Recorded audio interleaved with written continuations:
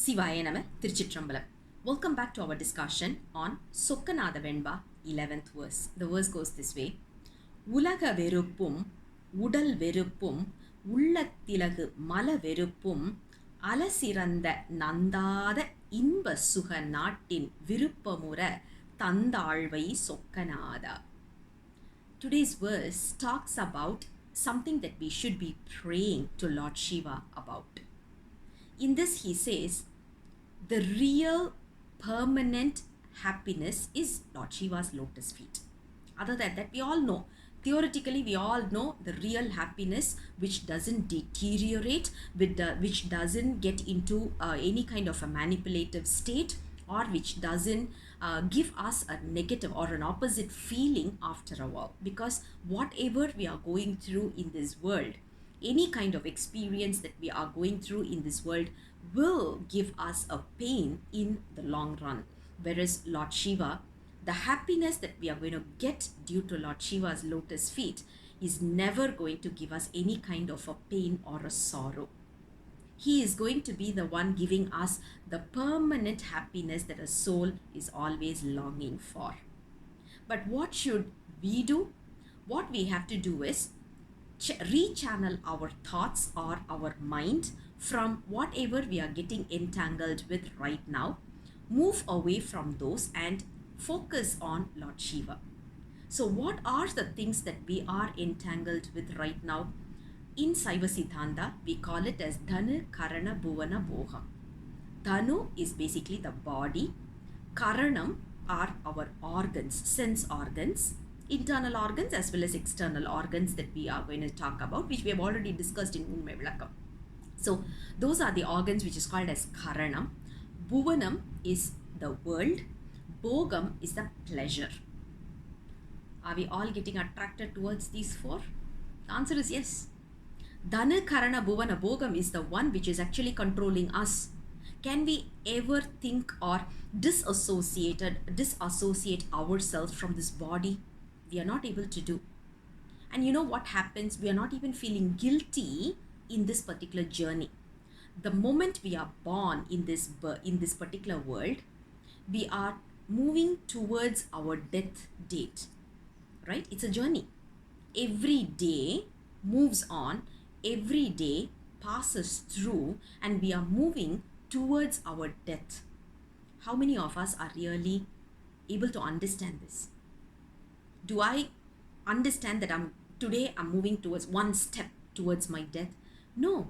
We think that everything is going to be permanent. Tomorrow is permanent. I'm going to do everything for next year. I'm planning for almost 1 year and 2 years and even my retirement for 90 years and 100 years. But I'm not sure what is going to happen the next minute. But are we really thinking about it? We procrastinate so many things. If you can imagine what level of procrastination we are working on a daily basis, that sounds so disgusting. The moment we know tomorrow is not clear and I'm not going to be waking up tomorrow morning, what level of sense of urgency we will be having or we should be having, today we need to work with that sense of urgency. If we are able to do that, that is where we will be a responsible citizen, not only to this world, not only to the country, but also to our own self, which is our own soul, because we will start working towards our spiritual journey. The problem now we are facing is we think that tomorrow is permanent. Tomorrow we are going to continue with our work. So let's procrastinate our development activities for tomorrow. That's what we are trying to do right now. But we need to understand the body, Dhanu, is not permanent. Karanam, obviously that is not permanent as well. And we are not sure which organ we should follow through. Our eyes is attracting us towards some direction. Our nose is pulling us into another direction. Our skin is pulling us into another direction, and we are strangled in between and without knowing which direction we need to jump on. This is the dilemma we are all having, and that is because of Karanam. The third one is Bhuvanam. Worse. Today, most of the problem, if you look at it, all the war and crimes that is happening is all because of land, property, greediness towards the property. Whose land is this? Lord Shiva's land. And what are we trying to do? We are trying to buy a land, buy a property, register in our name, make sure that we are protecting the property from elsewhere. Whose property? Who is trying to protect from whom? We need to basically ask this question, fundamental question. The land belongs to earth, belongs to Lord Shiva.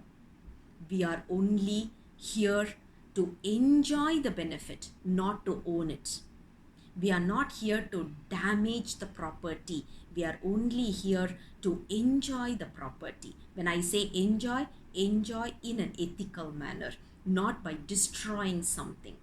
But we don't understand that because of greed. Today, we have done so much of damage to this earth. But if you look at it, this Bhuvanam belongs to Lord Shiva. He is the one who determines what kind of Bhuvanam we should go through, this soul has to go through, and he is giving us the experience through the Bhuvanam. The next one is pleasure. Pleasure is the worst thing. We always get entangled towards that pleasure because of this body, because of this karanam, because of this world, and we think that this is going to be permanent. Imagine the minute we are able to disassociate ourselves from this Dhana Karana Bhuvana Boham, that is where we will start getting closer to Lord Shiva, who is going to give us the permanent happiness. Do we think the body is going to give us happiness? Do we think that our karanams or our sense organs are going to give us happiness?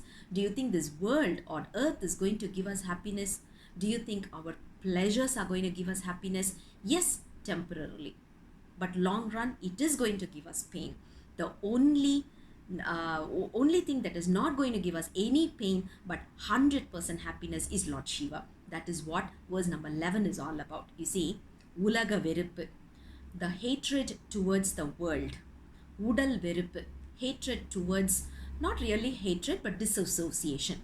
Disassociation towards the world, disassociation towards our body, disassociation towards our sense organs, and karana, which is உள்ளத்திலகு மல வெறுப்பும், அலகிறந்த நந்தாத இன்ப சுகம், the ever growing happiness without any deterioration. That is what my heart, my thoughts, my intellect must long to, and that is what I'm yearning to achieve, and that's what who's going to give this is Lord Shiva, who's in the form of Sokkanatha. That's what verse number 11 is all about. I'll come back again with the next verse very soon. Until then, Sivaya Nama, Tiruchitrambalam.